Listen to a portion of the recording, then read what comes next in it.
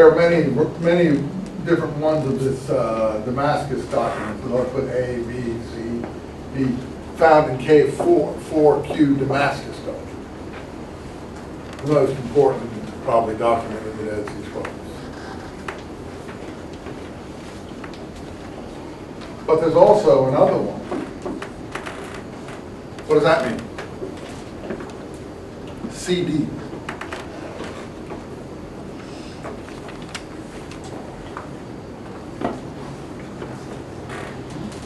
Cairo, Damascus document. You guys don't see, you're really angry at me, aren't you? You keep looking at me with the evil eye. Are you okay now? You're going to calm down? Good. I hope you're not all worked up still.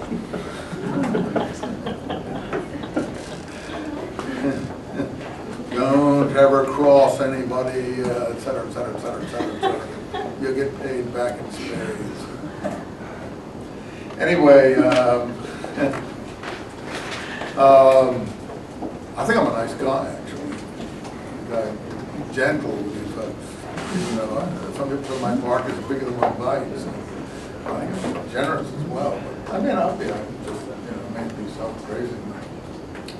But in any event, that would be the Cairo-Geniza document of the Damascus document. Now I'm going to praise myself for a minute here. You see, one of the things that drove us to open the scroll thing was, I went to Jerusalem in 85, 86. I told you, I guess I interrupted that story, I got this call from Michael Bagent at the Albright Institute when I was there.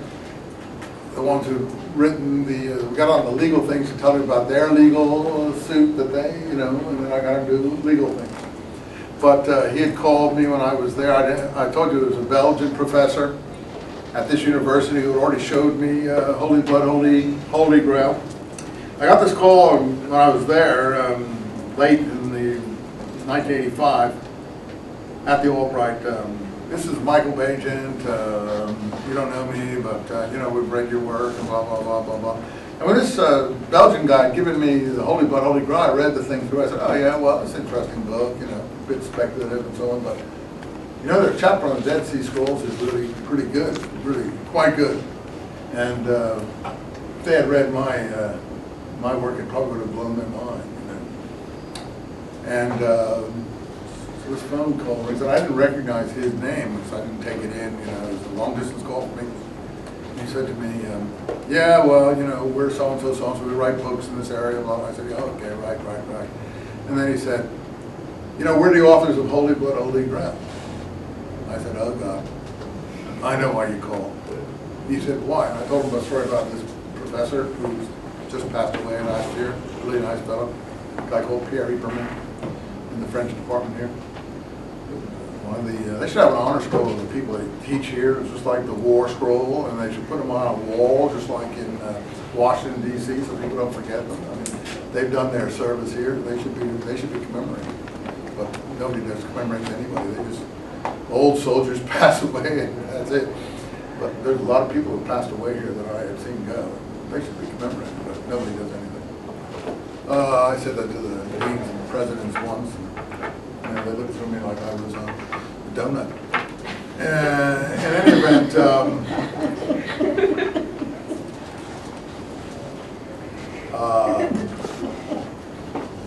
I said, I know why you called me. He said, oh, you why? I said, well, I read your book and I read your on the scrolls, and I said, if you read my work, it'll blow your mind. He said, yeah, we just read your work, and you're right, it blew our minds. And I said, well, okay, cool. And I said, we're having writer's block at the moment, and we're doing this other book called, we don't have a title for it, but a follow-up book, and we want to come and talk to you. I said, okay, fine, go. A day later, he was at my doorstep with his wife. He had flown out from England in one day.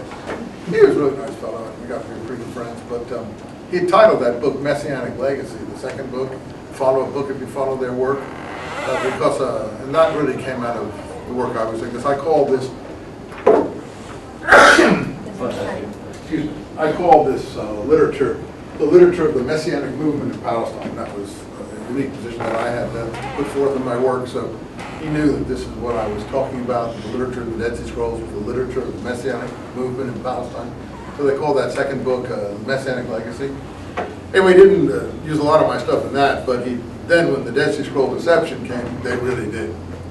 By that time we had been working together, he'd come out on these digs, and he even came to classes here at Cal State Long Beach, sat in these classes. Well, that was a pretty good seller at Dead Sea Scroll Deception, and still is selling quite well.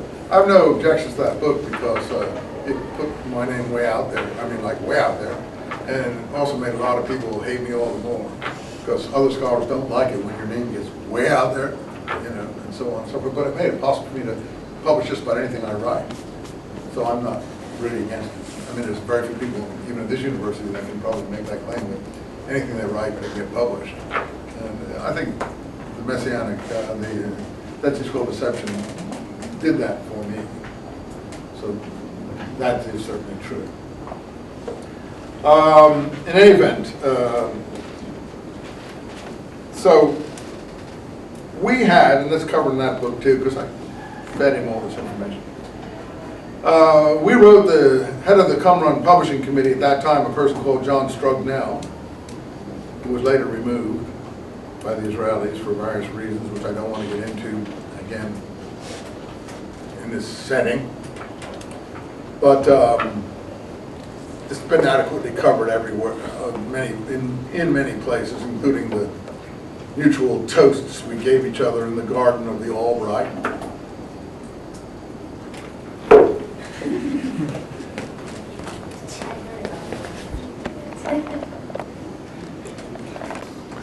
So when he drank to Kurt Waldheim, I said, will you drink to him that I proposed? He said yes, basically he would. I said, okay, I'll think of who would really anger him. And I thought, and I said, I want to drink to Ord Wingate. And he knew who Ord Wingate was, even though a lot of you probably wouldn't. Ord Wingate was the youngest major general in the British Army in World War II. He fought in Burma in the Chindit campaign. He, in the 1930s, had wanted to lead a Jewish army. He'd been in Palestine, and he started what was called the Night Raiding Squads to protect the pipelines in Palestine of the Jewish soldiers from the kibbutz. He laid the foundations for the Israeli army. He was a kind of Jewish T. Lawrence. I knew that Strugnell would know who this was. And